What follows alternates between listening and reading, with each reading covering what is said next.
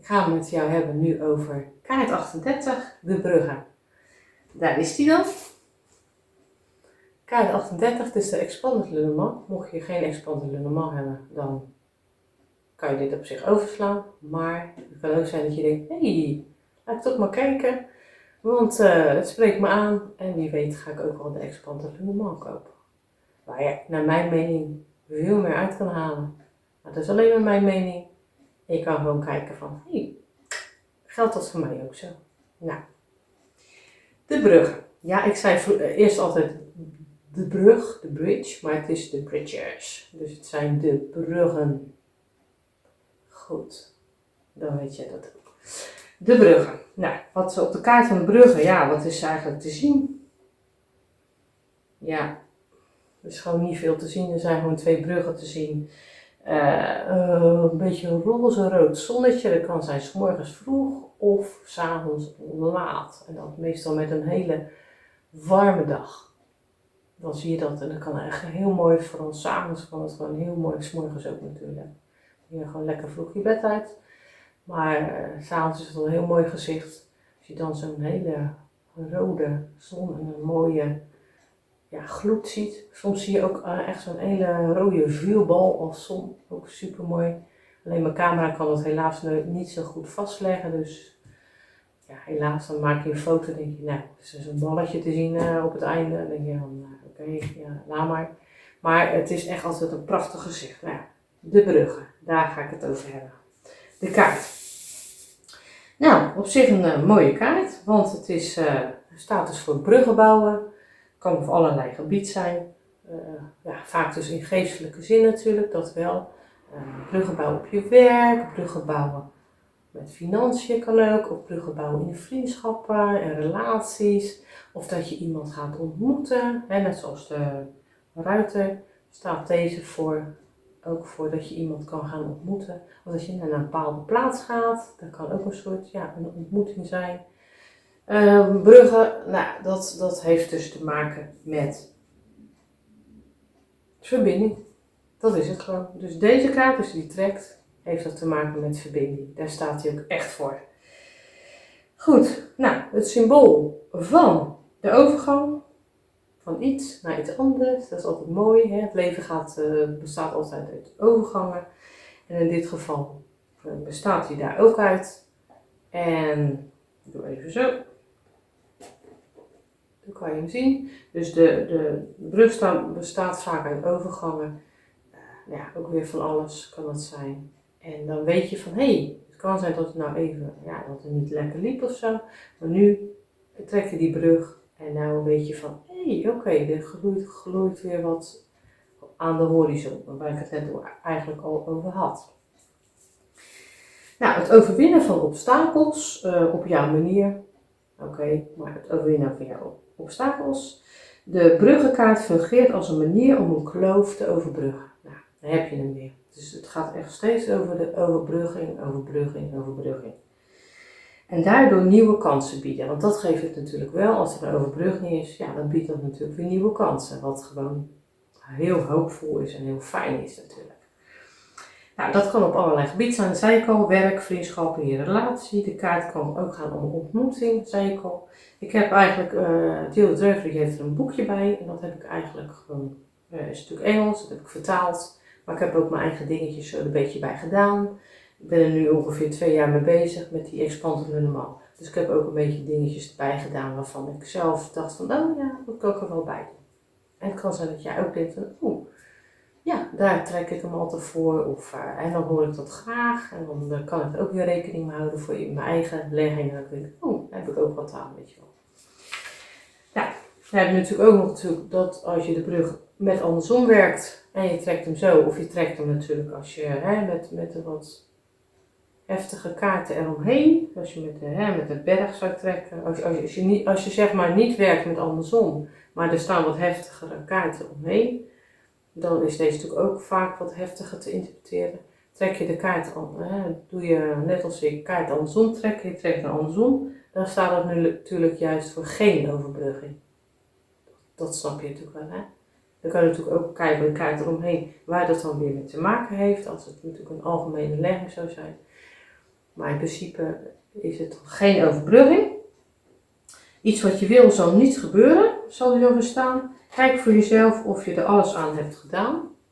Of er toch nog een uitweg is om dat het toch anders kan. En laat het dan los. Als je echt alles gedaan hebt, laat het dan gewoon los. Dan is het niet aan jou. Dan kan je met gerustheid zeggen, ik heb er alles aan gedaan. En dan is het gewoon out of your league, om het zo maar te zeggen. Daar kan je er niks aan doen. Laat het dan gewoon los. En juist dan kun je merken dat er dingen gaan gebeuren juist. Klinkt heel tegenstrijdig, maar vaak is dit zo. Er zijn moeilijkheden, belemmeringen. Het ligt aan het thema van de vraag natuurlijk. Heb je het weer thema en de vraag. Op het werk, bij je financiën, op liefdesvlak of om welk thema het ook gaat. Dat is wat ik net in het vorige filmpje vertelde. Ook belangrijk. De bruggen in je dagelijks leven. Dichtbij of ver weg, dat was even uit de vertaling. Breed of smal, steil of recht. Dat heb ik even uit de vertaling van Gira Boschetti. Hoe is die brug in jouw leven op dit moment? Dus hoe ervaar jij het leven op het moment? En hoe interpreteer jij de brug voor jezelf? Hoe interpreteer jij die? Jij kijkt natuurlijk op de kaart eromheen, maar vaak weet je eigenlijk ook al wel als onderbuikgevoel hoe en wat. Nou, er staat weer van, heb je net alles weer op poten gezet na een heftige tijd? De bruggenkaart laat weten dat je opgelucht kunt ademhalen. Van het leven bestaat dus vaak uit zo, dat soort dingen. Dus even een dip, weer even omhoog, weer een dip, omhoog. En vaak zijn die, als je een dip hebt, juist weer die leermomenten om juist weer omhoog te kunnen komen. En weet je, het is als je alleen maar die pieken hebt, dan weet je ook niet, dan weet je eigenlijk niet dat het een piek is, want dan ben je dat eigenlijk zo gewend. Maar als je ook die dalen kent, dan weet je ook wat die pieken zijn en kun je daar veel meer van genieten. Dat eigenlijk. Nou, de bruggenkaart, wat ik al zei, laat weten dat je opgelucht adem kunt halen. Er komt een verbinding. Er komt weer die verbinding. Heb je je gemanifesteerd, dus heb je van tevoren alles in de eten gezet, in het universum van, zonder die angst. En ook echt dat je denkt, het gaat lukken. En het geduld hebben en blij zijn met wat je nu al hebt, de dankbaarheid. Dat is de gouden formule van manifestatie. Dan zegt de kaart ook van, heb je gemanifesteerd? Nou, je ziet het. Komt allemaal in orde, is allemaal oké. Hoe mooi is dat? Dan is de kans dat je wens dus uitkomt zeer groot. Een verbinding gaat naar plaatsen, mensen of gebeurtenissen in de tijd die weer terugkomen. Oké, dan kan dus ook staan, de kaart voor mensen die terugkomen die je al in je leven had. En die weer fijn verdwenen, maar die komen nu weer op je pad. Daar kan deze kaart ook voor staan. Ligt natuurlijk ook alweer aan je vraagstelling en aan het thema. Maar goed, het is wel fijn om dat te weten. Dus met de ruiter. Maar deze kan dus ook staan voor mensen uit het verleden. Dat is wel leuk om te weten. Nou, tipkaart. Wat wil je graag op dit moment in je leven? Wat zijn jouw 5 punten waarvan je denkt van, dit wil ik heel graag nu. Ik ben blij met wat ik heb. En waar ik niet blij mee ben, of waar ik van denk, dat wil ik even een beetje ombuigen. Of dat is wel bijna wat ik wil, maar nog net niet. Ik heb nog even ik wil nog even een extra kers op de taart. Wat zijn voor jou je 5 dingen wat je nog aan wil werken, wat je nog graag wil verwezenlijkt zien en wat je wil manifesteren. Maar manifestatie betekent ook, blijf niet zitten op je krent, maar ga gewoon wel daar iets mee doen. Dat is natuurlijk manifestatie ook. Dat is ook wel heel belangrijk. Goed, wat wil je graag op het moment in je leven? Schrijf het op. Je kan ook een brief naar jezelf schrijven en dan bijvoorbeeld dat je net doet, dat je over... dat heb ik zelf ook gedaan. Dat is dus, je schrijft een brief naar jezelf. Dat het zeg maar over 5 jaar is. Dus je zegt eigenlijk van over 5 jaar zo van ik doe dat en dat en dat en dat en dat en dat is doorgegaan en zo. En dan kijk je eigenlijk, dan berg je hem op en je kijkt over 5 jaar of dat is uitgekomen. Dus eigenlijk schrijf je of het 2025 is. Dus het is nu 2025, je schrijft op wat je allemaal bereikt hebt, wat je nu eigenlijk wil, dat je dat wilde, dan zet je dat ook in de... dan manifesteer je dat in feite ook, want dan zet je het neer. En dan kijk je over 5 jaar. Ik heb mezelf ook zo'n brief geschreven. En soms spiek ik een beetje, maar ik moet natuurlijk eigenlijk nog 2 jaar wachten. En er zijn al een hoop dingen ook van uitgekomen, ook dingen niet. Maar de dingen die niet zijn uitgekomen, wilde ik eigenlijk bij nader inzien helemaal niet. Dus ik ben eigenlijk gewoon blij dat het niet is uitgekomen. Sommige dingen wel. Sommige dingen wel, natuurlijk. Goed, ik ga even lezen. De kaart van de brug helpt je bij het bereiken van een bestemming. Dus hij helpt je. Dus de universum is bij je, gidsen zijn bij je, engelen zijn bij je. Hij kan ook staan voor een oplossing, net als kaart 33, de sleutel, die staat ook voor de oplossing. Een gat wordt overbrugd, je komt waar je wezen wil. Dus deze kaart is gewoon wel super mooi hoor. Super mooie kaart. Ligt de kaart juist andersom? Ja, dat is wel een dingetje. Dan is dit een waarschuwing om niet al je schepen te verbranden en te houden wat je al hebt. Dus ga niet die beer verschieten, die huid van die beer verschieten voordat je een andere, iets anders hebt. Dus even pas op de plaats, even rustig aan, er is niks aan de hand, maar ga niet te snel van stapel. Ga niet te snel draven in die wei, terwijl je eigenlijk nog even moet shocken of even rustig moet bezinnen van hé, wat kan ik doen en hoe kan ik het beste gaan doen. Dat is ook wel, je bent te enthousiast, laat ik zo zeggen. Omdat er geen beslissing kan worden genomen, van die verkoop de huid van de beer, wat ik net al zei. En je kunt kijken welke kaarten er om de brug heen liggen, die zeggen waar er verandering in kan komen in je leven, of waar juist niet, waar je aan kan werken. Kan zorgen voor een nieuw iets, en dan aangegeven door van de kaarten eromheen. Dat is wel belangrijk. Het thema. Nou, het thema wilde ik eigenlijk, wat de kaart het zegt, overbrugging. Hoe maak ik een overbrugging? Daar wil ik graag het thema dit keer laten zijn. Nou, laten we eens kijken naar relaties. Overbrugging met relaties, of eigenlijk dat je nog geen relatie hebt, maar dat je elkaar net kent. Dus laten we eens kijken naar relaties. Of eigenlijk nog geen relatie waarvan jij wil dat het, maar jij wil wel dat het een relatie wordt. Dat is natuurlijk, wat kan je dan doen? Wat zijn de stappen die je kan doen om daar zeg maar te komen? Want het kan zijn dat het vaak niet lukt, of dat je denkt dat je te onzeker bent. Nou, er zijn gewoon een aantal stappen die je kan nemen om minder onzeker te zijn. Want je kan ook denken, hij reageert niet zoals jij hoopt dat hij reageert. Ik zal even het verhaaltje opnoemen wat ik heb geschreven.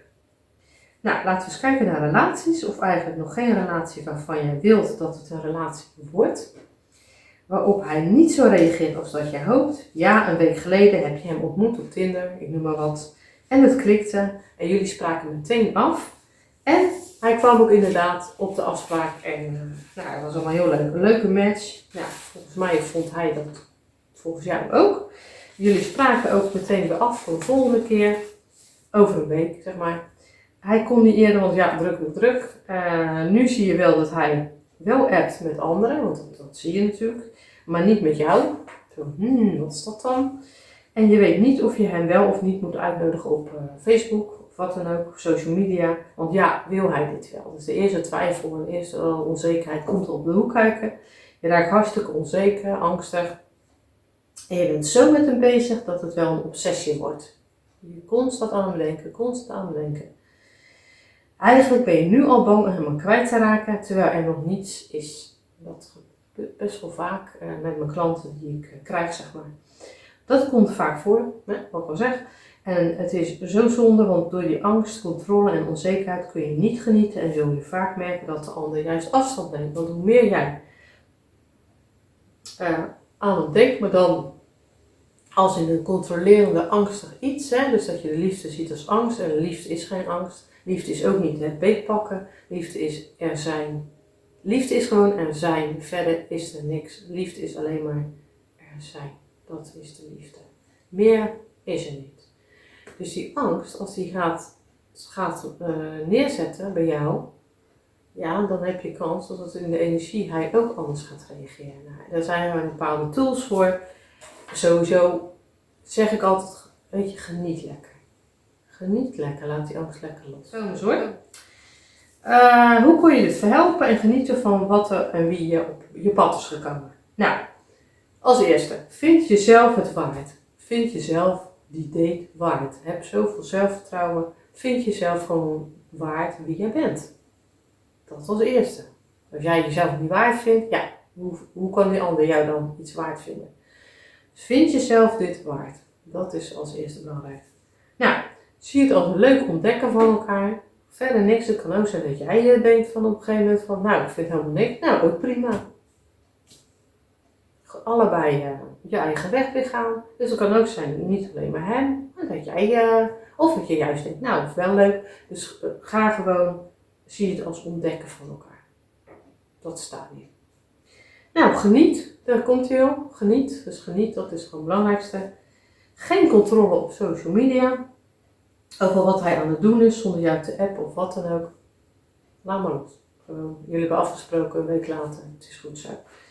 Doe alles stapje voor stapje. Rustig aan, rustig aan. En weer zeg ik, geniet. Dat blijf ik echt herhalen. Je wil te veel, te snel. Aandacht vanwege die controle. Want ja, als hij niet appt. Ik had vorige week een klant. Ja, en hij appt me niet. En hij appt me niet. En hij had een beroep waarom dat ook niet zo makkelijk kon. Dus ik zeg, ja, even weten van natuurlijk van, als ik zou zeggen, hij appt me niet, heeft hij 3 dagen niet geappt of 2 dagen, weet je, dat zou ik dan denken. Ik zeg, oké, wanneer heb je voor het laatst een berichtje van hem gehoord op de app? Ja, zegt ze, een kwartier geleden. Toen moest ik natuurlijk wel lachen. En toen heb ik ook wat smileys gestuurd, want het was een chat. En ik denk, hij werkt. En hij heeft een beroep waar hij dus, en het stormde. Het was ook het beroep waar het storm. Ja, hallo, waar heb je het dan over? Begrijp je wat ik bedoel? Dus dat is ook wel een dingetje. Nou, ga niet al meteen plannen maken voor de toekomst. Niet van, ik heb net iemand aan de haak geslagen. Je ziet al kinderen voor je. Hoe denk je over kinderen? Dat zie je vaak bij first dates. Dan komt altijd de vraag van, hoe denk je over kinderen? Of hoe zie je de toekomst samen? Rustig aan. Kent elkaar net, rustig. Maar ja, dat is mijn ding, hè. Dat is ook hoe ik het over denk. Laat hem ook alles rustig ontdekken. En vooral ontdekken wie jij bent. Dat is ook wel heel belangrijk. En natuurlijk altijd andersom. Hij hoeft het zeker niet druk te hebben. Dat hoeft ook niet. Hij hoeft ook geen bindingsangst te hebben. En hij hoeft zeker niet zo te zijn dat er iemand anders in het spel is. Het is gewoon even het ontdekken. En het hoeft niet elke minuut dat hij dat gaat appen of wat dan ook. Dus als hij 3 dagen niet appt, dan denk ik oké, dat is anders. Maar laat het gewoon lekker los. En geef hem de kans om romantische gevoelens voor jou te ontwikkelen. Dus geef hem die kans om die romantische gevoelens te ontwikkelen. Dat is natuurlijk super belangrijk. Want ja, dat mag ook. Hè? Hij mag ook gewoon lekker die romantische gevoelens ontwikkelen. Laat jouw persoon een uitdaging zijn voor hem. Een uitdaging. Dat hij gewoon denkt, ja, daar wil ik meer van weten. Want het is een beetje mysterieus of wat dan ook. Dus laat het ook een beetje, je hoeft niet hard to get te spelen, maar laat het maar lekker aan hem over. Jij bent een dravend paard in je wei en hij komt zo aangeschokt. Niks mis mee, iedereen heeft zijn eigen ding en zijn eigen manier om een ander te ontdekken. Weet je wel? Ja, zorg. Even kijken, wat heb ik nog meer opgeschreven? Gun hem die tijd die hij nodig heeft en vul niet van tevoren in. Psychologen en maatschappelijk werkers zeggen altijd Nivea. Niet invullen voor een ander. Niet invullen voor een ander. Heel belangrijk. Zodat je die vibe, want meestal vul je negatief in. Dus dat je die vibe niet invult. Want ja, dat is niet eerlijk tegenover hem. Weet je wel? Nou, zo kun je die verbinding maken zonder de angst, controle en het te veel in de toekomst leven. Gewoon in het nu leven. Edgar Tolle zegt het ook altijd, leven in het hier en nu. Het kan zijn dat dit een valkuil van je is, dat je altijd dat soort, ik heb ook klanten van gehad, er zit een valkuil voor. Wat ik als eerste wil en als laatste wil zeggen, geniet. Hartstikke leuke tijd, weet je wel. Wil je lekker verliefd zijn, geniet gewoon. Dit is het allerbelangrijkste ook voor jullie verbinding, dat je allebei geniet. Snap je? Nou, dan is het persoonlijkheidskenmerken. Nou, mocht je deze trekken, dan, en je denkt van, nou, hoe is hij als persoon? Dus hoe is Tom? Of hoe is Klaas? Of hoe is Leonard? Die dan ook niet wij van de naam noemen als persoon. En je trekt deze kaart. Nou, een persoon die denkt in oplossingen. Een persoon, een mensenmens. Iemand die goed contact met anderen kan maken. Iemand die houdt van het leven. En ook overal de goede kanten van ontdekt. Iemand die goed analytische oplossingen is. Iemand die wel weet wat er te koop is in het leven. Dat wel. Maar met ook de minder goede gebeurtenissen kan dealen. Zodat hij zich niet laat beïnvloeden. Het type, niet lullen, maar poetsen. Dat zal het in Rotterdam zo zeggen. Niet lullen, maar poetsen. Dus dat is, dat is de persoonlijkheidskenmerk. Nou ja, goed, dan heb ik altijd zeggen de andere filmpjes persoonskaarten. Ja, al deze 8 van de Expand of Le Normand zijn geen persoonskaarten. Dus dit is ook geen persoonskaart. Ja. Dus nee. Nou, wat voor werk past bij je? Je bent een echte bruggenbouwer. Kan ook in de letterlijke zin van het woord zijn natuurlijk. Alle beroepen waarmee je met mensen werkt die dat duwtje in hun rug nodig hebben. Daar kan je ook voor staan. En mensen die tips geven, zodat zij weer vooruit kunnen komen in het leven. Dat heb ik erbij staan. En dan, als laatste, we zijn er alweer bijna, gaan we het hebben over in combinatie met andere kaarten. Nou, trek jij de brug. Eerst de brug, dan de ruimte. Dan is het bericht komt aan met een oplossing. Dus er komt een bericht aan met een oplossing. Dus hoe mooi is dat? Of dan zou je het eigenlijk ook zo kunnen leggen. Het bericht komt aan met een oplossing. Of je trekt deze met de... En dat stond echt in het boekje van Giro Machetti, wat ik nu ga zeggen. Het probleem is niet zo groot als dat jij denkt. Dus het probleem is niet zo groot als dat je denkt. En dan kan je natuurlijk ook kijken, als je dat zelfs zo hebt, is het probleem nog minder groot dan dat je denkt. Maar in principe is zo ook al het wordt verzacht. Het verzacht het, zeg maar. Dus het probleem is niet zo groot als dat je denkt. En zo is het helemaal een klein probleempje geworden. Als je de brug trekt, en dat is een combinatie van 3 kaarten, omdat het zo stond in het boekje, dat ik heb vertaald. Dus je trekt de bruggen met de ring en de brief. Echt de combinatie, je ziet het ook als combinatie, niet als los of dit bij elkaar. Nee, echt allemaal bij elkaar. Dus eerst die, dan deze. Die combinatie. Er komt een snelle oplossing voor een contractueel probleem. Nou, dat is dus echt werk. Dus deze, komt een oplossing voor een contract, oplossing. Dit is de oplossingskaart in dit geval. En dit heeft dus met werk te maken. Dit kan ook staan voor contract trouwens, in de werkkring. Of een goede, dat je heel goed met je collega's of met je baas of wat dan ook overweg kan. Dit is zeker contract en dit is samen ook absoluut contract. Dus dit is een beetje werkgericht. Dus dat staat dan voor een oplossing met het contract. Voor een snelle oplossing of voor een contractueel probleem.